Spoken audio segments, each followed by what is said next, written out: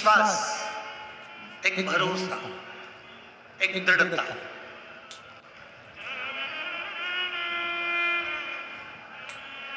पुराण मानोगे तो ये पुराण है, शास्त्र मानोगे तो ये शास्त्र है, वेद मानोगे तो ये वेद भी है, उपनिषद मानोगे तो ये उपनिषद भी है, और शास्त्र मानो तो शास्त्र भी है, और पाठ मानो तो पाठ भी है।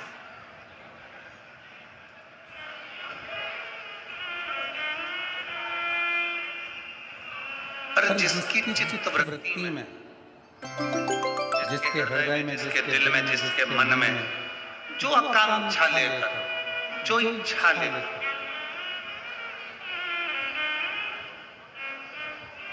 हम इस पवित्र पावन शिव महापुराण की कथा में जब पहुंचते हैं तो हमको लाने वाला भी कोई दूसरा नहीं रहता। शंकर भगवान खुद कृपा करते हैं और सोचते हैं, विचारते हैं कि इसको कथा के पंडाल तक लेकर जाना, इसको कथा के पंडाल तक लेकर जाना है, और इसका कल्याण मुझे करना है, इसका उद्धार मुझे करना है।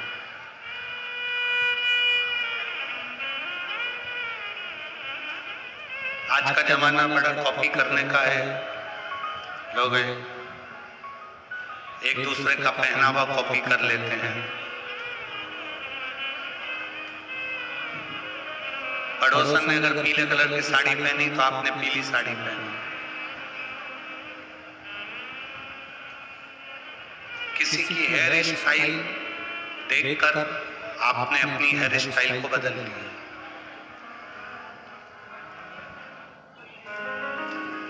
किसी के वस्त्र आभूषण को देखकर आपने वस्त्र आभूषण बदल लिया।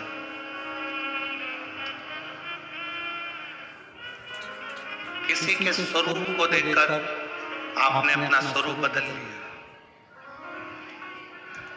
किसी के घर को देखकर घर बदल लिया, पर्दे बदल लिए, बेडशीट बदल ली। दुनिया बहुत कॉपी करती है। छोटे से बच्चे को बोलो कि तू कुत्ता की आवाज निकाल के बता, तो वो कुत्ता की आवाज निकाल।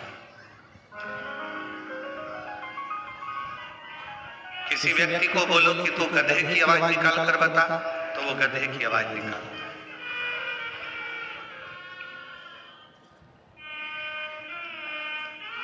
सब चीज की कॉपी हो सकती है, हर एक चीज की कॉपी की जा सकती है, पर शिव महापुराण की कथा कहती है कि किस्मत की कॉपी कभी नहीं हो सकती। किस्मत की कॉपी नहीं।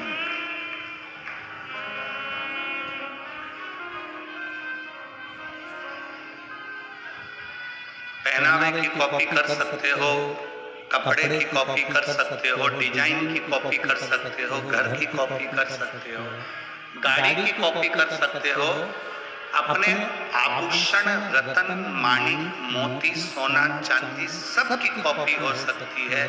हेयर स्टाइल, कलर, डिजाइन सब की कॉपी हो सकती है, पर किस्मत की कॉपी नहीं।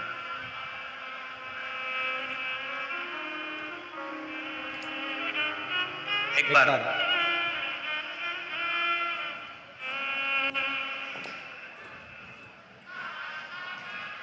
माता कात्यायनी ने भगवान देवोत्तम महादेव से एक प्रश्न किया।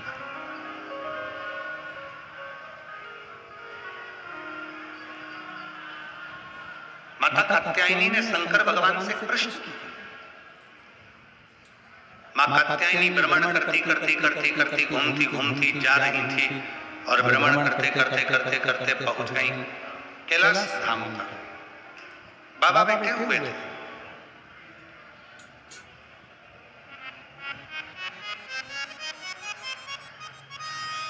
भगवान शंकर अपनी अलमस्ती में, अपने आनंद में बैठे हुए विराजे। और कात्यायनी माता ने जैसे ही शंकर भगवान को देखा, प्रणाम किया, नमन किया, बाबा से निवेदन किया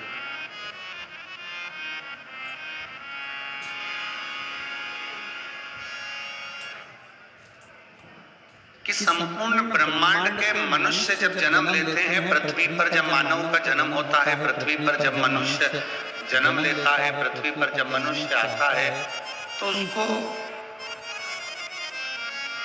कभी कभी हमने देखा है कि कोई एक जैसा भी पैदा हो जाता है, एक जैसा जन्म ले लेता है। क्या संसार में सबके दुख एक जैसे होंगे?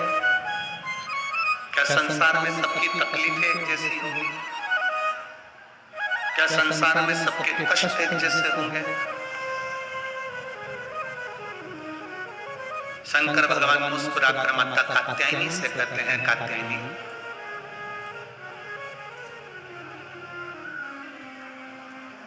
तुम जब द्वापर में पूजी जाओ, कात्यायनी तुम जब द्वापर में पूजी जाओगी, स्वयं ब्रज में निवास करने वाली गोपियां तुम्हारा पूजन करेंगी, तुम्हारी आराधना करेंगी, तुम्हारी विनती करेंगी, तुमको पूजेंगी। तब उसी द्वापर में भगवान कृष्ण का प्रागट्य, भगवान कृष्ण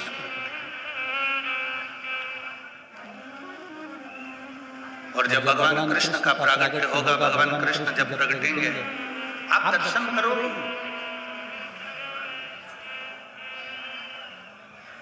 कि एक परमात्मा को भी मृत्यु लोक में आने के बाद कितना कष्ट सहना पड़ता।